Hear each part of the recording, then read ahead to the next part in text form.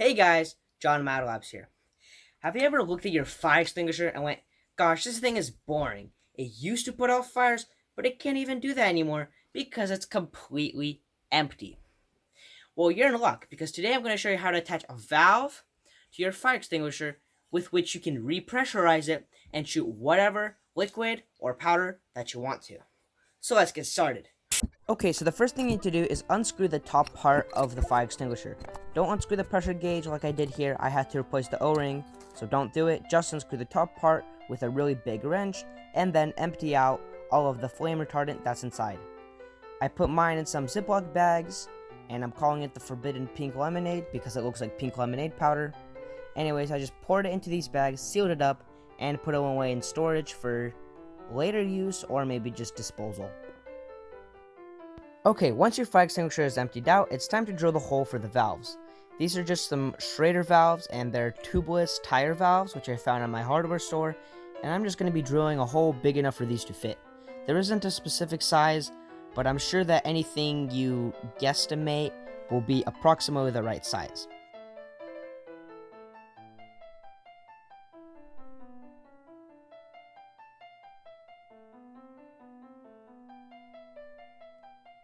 Okay, once you drill your hole, I recommend using a file to deburr the hole and remove any of the sharp bits sticking out. Also, I'm using the file here to make the hole a little bit wider because the hole that I drilled was a little bit undersized, and making this one a little wider will make the valve fit in easier. After you drill and deburr the hole in your fire extinguisher, wash out any of the metal shavings and leftover flame retardant from inside of it and the outside of it with soap and water.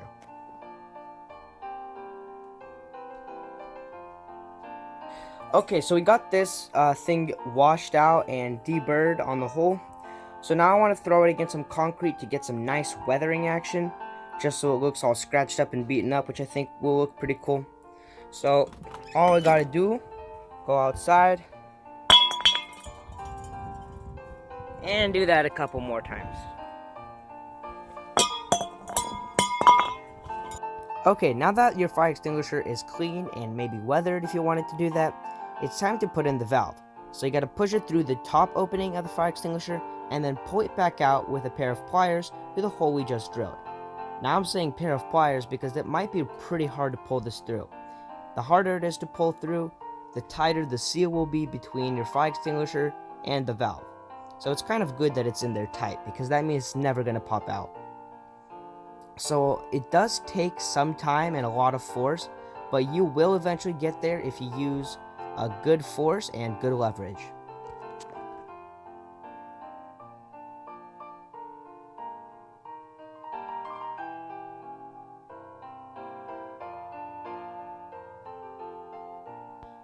After you attach the valve, you might find it hard to screw the top of the fire extinguisher back in. If that's the case, I recommend using a file to make a notch in the handle of the fire extinguisher top so that it screws in and doesn't interfere with the valve. What I also found works is bending the bottom of the handle up with your hand to allow for more freedom of rotation. And as you can see, with that notch cut, we can screw in the top of the fire extinguisher without having to worry about it bumping into the valve. Okay, now that we have everything assembled and put together and ready to go, it's finally time to test it out. So what I'm going to do is I'm going to unscrew this top portion and fill the tank up about halfway full with water.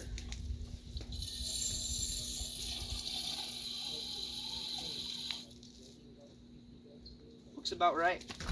Put in a little more, because why not? Okay, now we're going to screw the top on.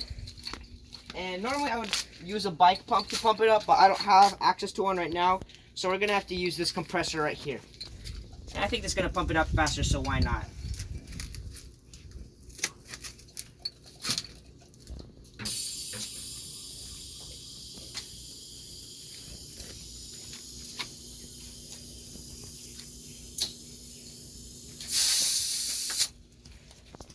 Okay, as you can see, this little yellow gauge went up a little bit.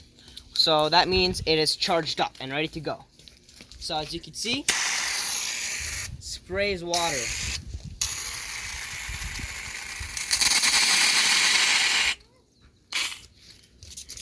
And you can even fire it empty, which is what I'm going to try right now. And it looks really cool, especially after you just fired water.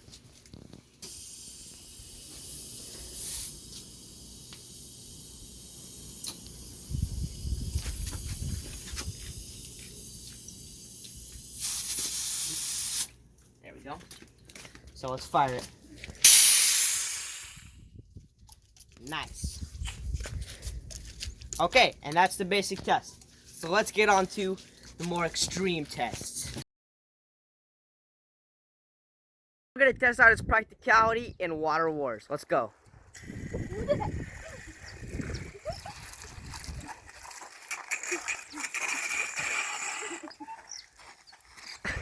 Fire extinguisher is way more effective than the gas station water soaker. What did you expect? I mean, I'm pretty sure this would like overpower most other store-bought water soakers, and like this is probably the best option for soaking your opponents quickly.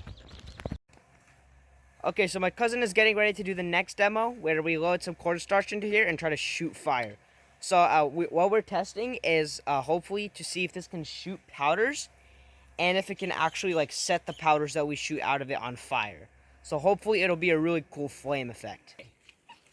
Wait, squeeze. Kind of worked. Yeah. You feel me? Yes. Oh no, we started a fire. Let's put it out. Now I loaded some of this forbidden pink lemonade flame retardant and we'll put this fire out. It actually worked.